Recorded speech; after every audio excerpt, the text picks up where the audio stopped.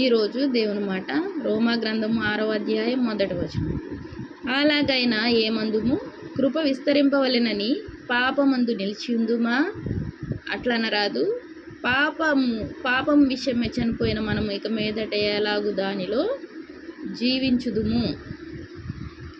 క్రీస్తు యేసులోనికి బాప్తిస్మము పొందిన మనమందరము ఆయన మరణంలోనికి బాప్తిస్మము పొందితుమని మీరెరుగరా?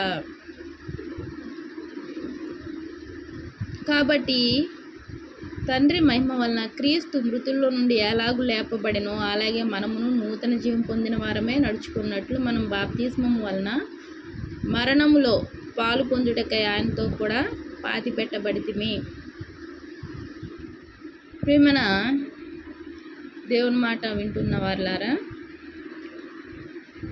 అలాగైనా ఏమందుము, కృప విస్తరింపవలెనని పాపమందు నిలిచి ఉందుమా? ఏంటి ఇది? పాపమందు నిలిచి ఉండటం, కృప విస్తరించడం.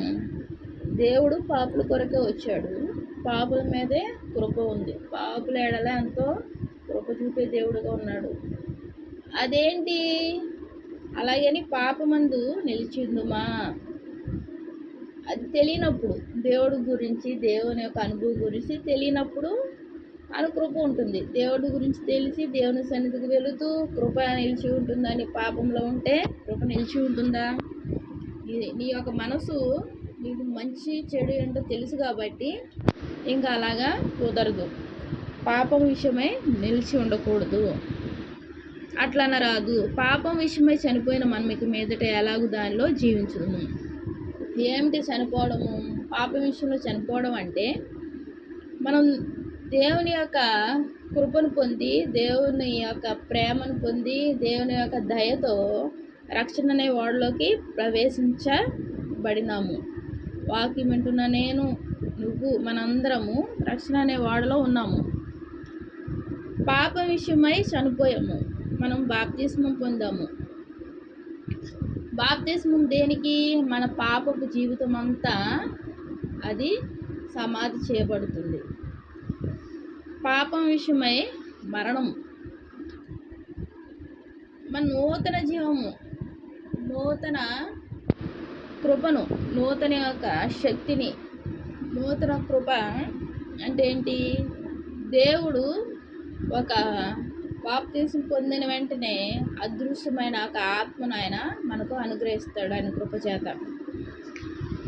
అది ఎంతో సమాధానంగా, సంతోషంగా, ఆహ్లాదకరంగా ఉంటుంది. బాప్తిస్మం పొందిన ప్రతి ఒక్కరికి ఆ అనుభవం తెలుసు. ఎలా ఉంటుంది?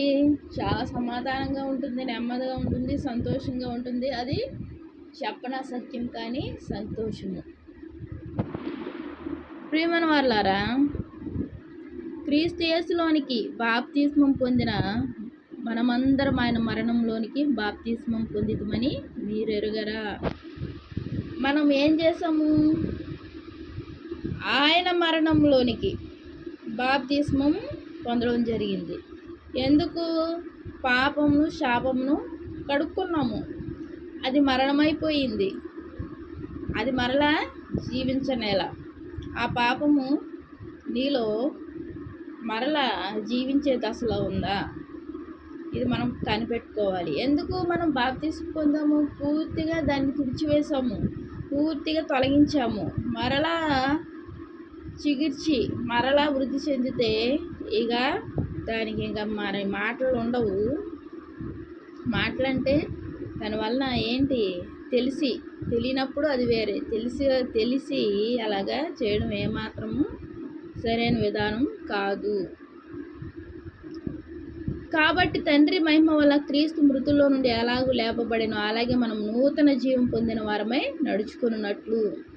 దేవుడు మృతి చెందాడు, మరలా లేచాడు. అలాగే మనం కూడా నూతన జీవం పొందిన వారమై, పాత జీవం కాదు, పాత పరిస్థితులు కాదు, పాత అనుభవాలు కాదు, నూతన జీవము, నూతన అనుభవం, నూతన పరిస్థితి, నూతన స్థితిగతి, నూతన సంతోషం, నూతన సమాధానము పొందిన వారమే నడుచుకున్నట్లు మనం బాప్తిస్మం వలన మరణంలో పాలు పొందుటకై ఆయనతో కూడా పాతి పెట్టబడితిమి.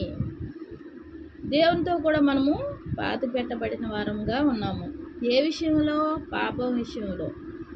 పాత పురుషుడు వెళ్ళిపోయాడు.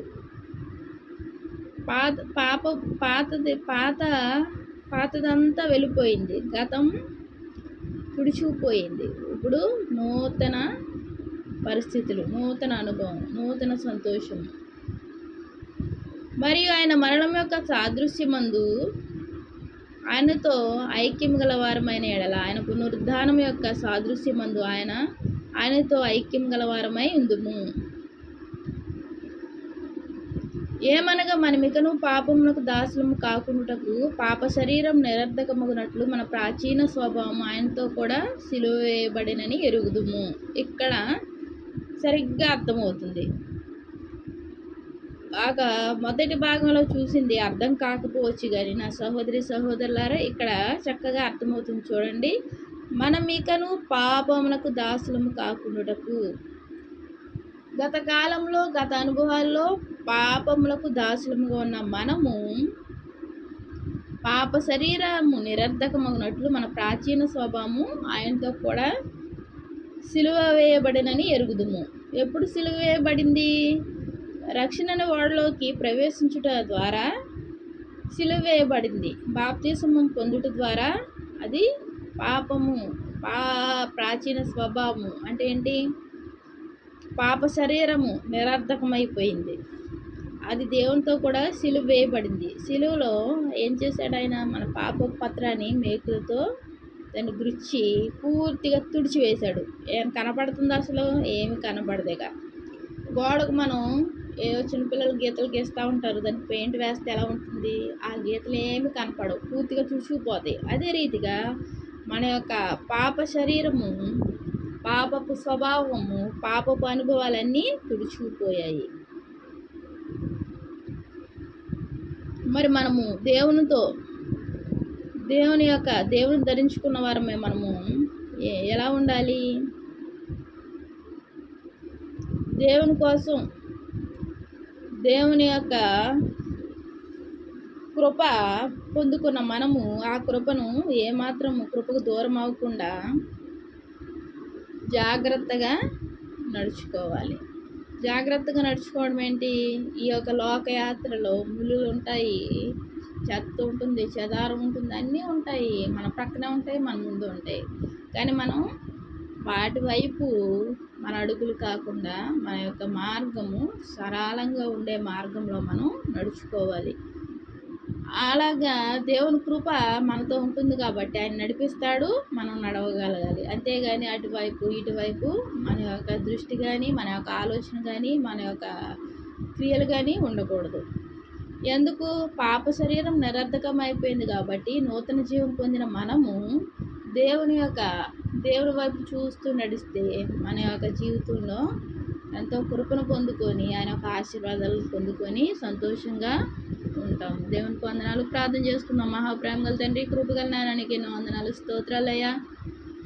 తండ్రి, పాపమునకు దాసులమైన మమ్ములను ప్రభు నాయన, పాప శరీరం నిరర్ధకమగునట్లు ప్రభు మా యొక్క ప్రాచీన స్వభావమును ప్రభు నాయన మీతో పాటు సిలువ వేసినందుకు వందనాలు చెల్లించుకుంటున్నానయ్యా. ఏసై మా కోసం వచ్చావయ్యా తండ్రి నాయన. మా పాప పత్రమును మేకులతో గురించి ప్రభు పూర్తిగా నీ యొక్క చేతితో తుడిచివేసిన విధానాన్ని బట్టి వందనాలు చెల్లించుకుంటున్నానయ్యా. వాక్యమీటుడు మేమందరము ప్రభు నీ వైపు చూస్తూ నీ త్రోవలో నడిచే కృపను మా అందరికి అనుగ్రహించండి అయ్యా. తండ్రి, వాతావరణాన్ని స్వాధీనంలో ఉంచుకోండి ప్రభు. చిన్నబిడ్డలు స్కూల్కి వెళ్తుండగా ప్రభు రాకపోకల్లో తోడుగా ఉండండి ప్రభు. ప్రతి విషయంలో ప్రభు వారికి తోడుగా ఉండండి అయ్యా. తండ్రి, అన్ని విషయాల్లో మా యొక్క కుటుంబాలను ఆశీర్వదించండి ప్రభు. మా అవసరాలన్నీ తీర్చి నీ నామానికి మహిమ తెచ్చుకో ప్రభు. కృపగల దేవునికి ఎన్నో వందనాలు, స్తోత్రాలు చెల్లించుకుంటూ నా ప్రభుని ప్రియ రక్షకుడు యేసుక్రీస్తు నామంలో అతి వినయంగా బ్రతిమలాడి వేడుకుంటున్నాను తండ్రి. ఆమేన్.